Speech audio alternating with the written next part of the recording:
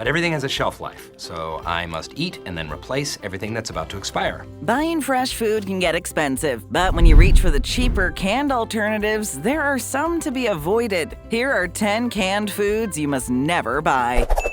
A canned cheeseburger. I'll make you feel as if you're eating the first cheeseburger you ever ate.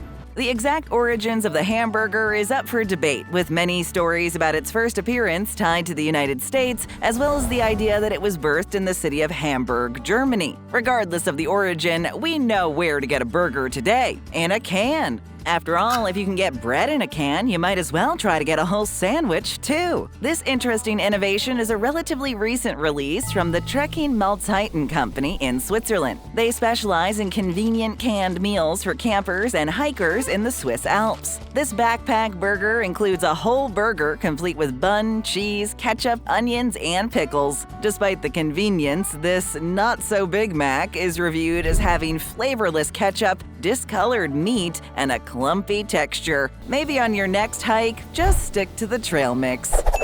Hot dogs in a can. It makes me want a hot dog real bad. Nothing says cookout like hamburgers and hot dogs, so in some strange way, it makes sense that if canned cheeseburgers exist, there's gotta be canned hot dogs. And we don't mean those cocktail wieners that are just little mini dogs in a can. In the United Kingdom, a brand called Prince's sells full-blown hot dogs in a tin. Each one contains 8 complete undersized hot dogs, each with a wiener, bun, and fried onions.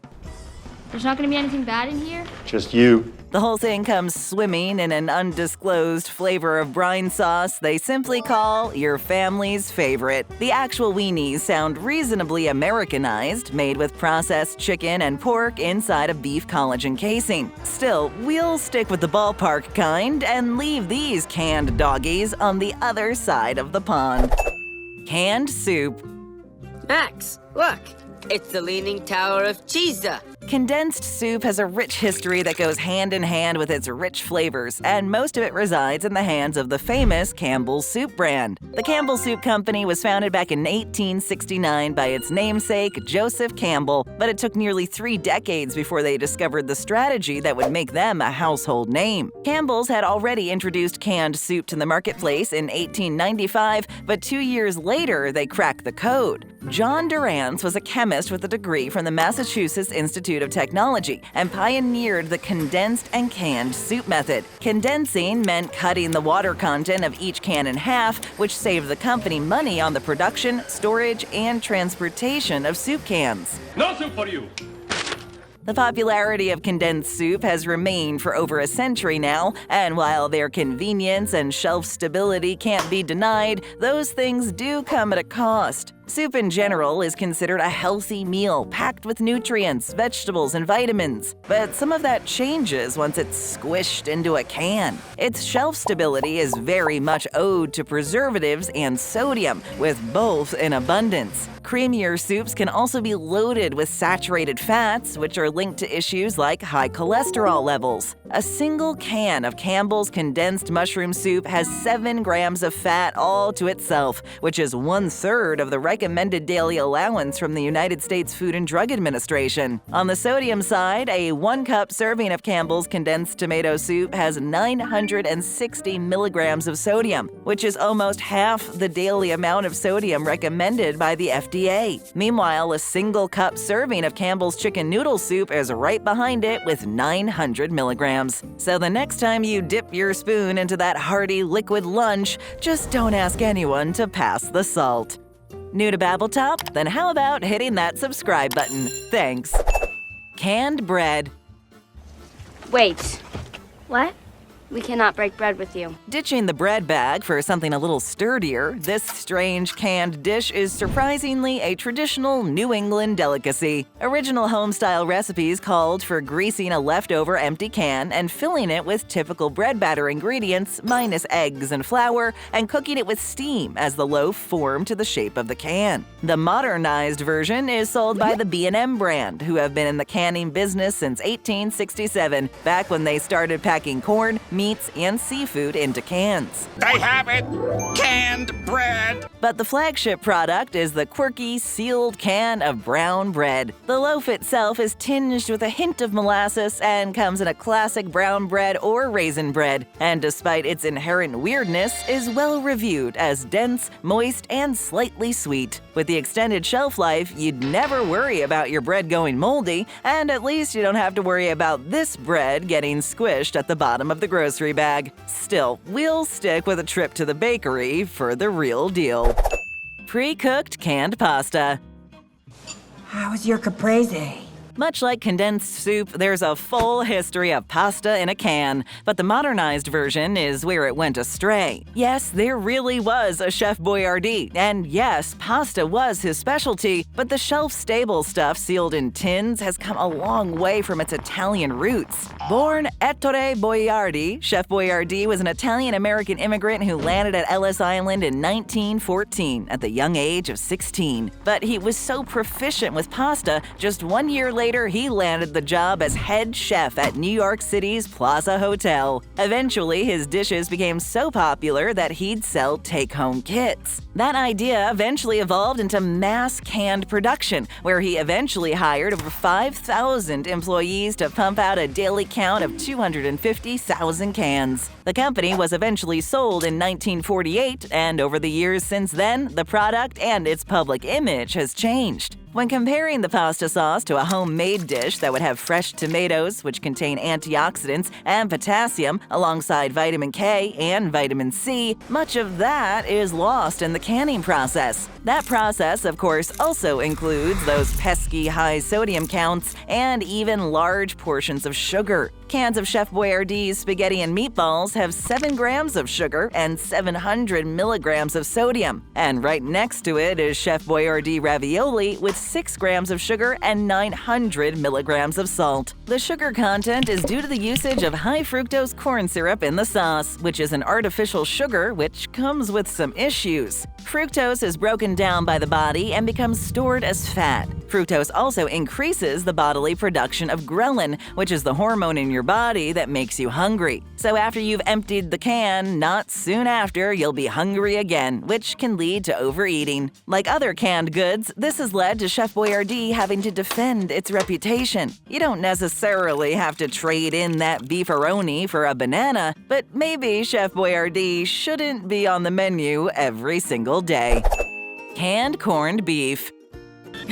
Corned beef! Although mostly being associated in America with St. Patrick's Day feasts, canned corned beef has its origins in the United Kingdom. At the turn of the last century, canned corned beef was introduced as a ration for the British military during the Boer War that started in 1899. Like all canned goods, canned corned beef's portability, storability, and shelf stability made it functional and efficient as the primary field food for the British Army all through the Boer War and other English conflicts up through World War II. Canned corned beef is simply a tinned version of a traditional corned beef. The meat is cured using a pickling process that is similar to deli meats like ham or pastrami. I would suggest sticking around and watching him eat it because it only takes 4 minutes and it's pretty amazing. So technically, corned beef doesn't have any corn in it or any corn served on the side. The name refers to the rock salt that is used as a preservative in the curing process, which has salt chunks in it similar to corn kernels. And that's where the canned corned beef starts to become something to steer clear of. The problem with all that salt is after that first round of swimming in sodium, more is added to the mincing and canning process to extend the shelf life of the meat before sealing it in a can. While traditional corned beef is made from brisket, the canned variety often uses lower quality cuts that don't make it to the deli counter, and the salt also adds flavor to hide that lower standard. Altogether, it adds up to over 800 milligrams of sodium per can, with 300 milligrams of cholesterol and 213 calories. Additionally, all that prep and borderline pureeing of the original product put canned corned beef into the category of processed meats, which are meats that have been modified from their natural state. These processed meats have long been established to be a health hazard, and in 2015 were officially classified as carcinogenic by the Cancer Division of the World Health Organization. So even though all that salt ends up turning it pink, canned corned beef beef is still a processed, sodium-heavy red meat and is best avoided on your next trip down the canned goods aisle. Canned foods in general. Are you serious? I'm serious. It's good. By now, you might have noticed a trend with the canned food you should never buy, and that trend is inherent in pretty much anything that comes in a box, bag, or can. High sodium levels. The salt levels are raised so high because they are necessary to extend the shelf life of canned goods, where the pH level of acidity is increased to prevent the growth of bacteria inside the can. It's clear now why the Stefan Goldner Tin Foods company was the low bidder. Naturally, then, sodium is used across the board as a preservative, and especially in commercial canning because it's cheap, non-toxic, and adds a flavor boost to mild foods like canned vegetables. However, the average American citizen eats at least 5 teaspoons of salt in a typical day, which is over 20 times the necessary amount our bodies need. While a necessary part of the canning process, there are very few canned products out there that don't pack a high sodium content. And while some are worse than others, the best bet is to take the route of fresh ingredients and enjoy that canned convenience in moderation. Canned chicken. Yes, the whole thing.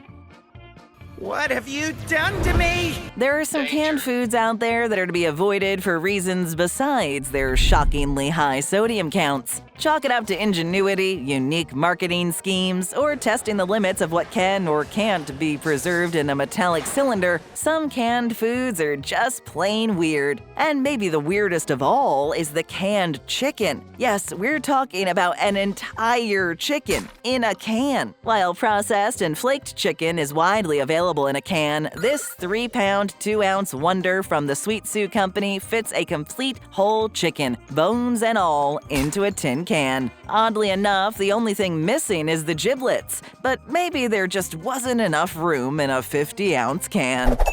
Haggis in a can. Gihar a haggis. Staying on the European continent, someone decided to make one of their strangest dishes even stranger by sticking it in a can. As weird as Scotland's national dish is, conserving it in a can became so popular that 3 different companies now sell canned haggis. The traditional Scottish dish is a style of pudding featuring the liver, lungs, and heart of a sheep mashed up with onions, oatmeal, and salt that creates a savory mush after it's cooked inside the stomach of the aforementioned sheep. I brought you guys a haggis.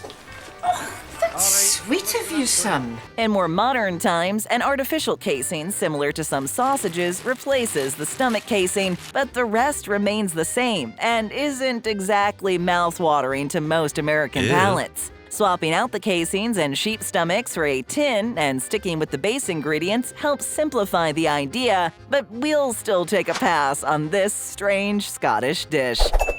Pork brains in a can. Look, its tail is growing. Spinal cord, Vonna. It's a brain, not an animal. This next canned craziness you should avoid comes from the good old US of A, so steer clear if you spot it in the supermarket. Pig brains are considered a delicacy in many rural areas, particularly the southern states, where it's traditional to use every part of the animal and cut back on food waste. It turns out animal brains, much like other organs, are actually nutritious and packed with nutrients and vitamins, even if they're swimming in sodium and fats from being canned. Even so, it's pretty exotic for most tables, and the fact that it's available in a convenient can doesn't really make it easier to stomach. Pork brains might even start to make haggis in a can sound pretty appetizing. We've got more. Just tap or click on another video. First time here? Then hit that subscribe button and ring that notification bell.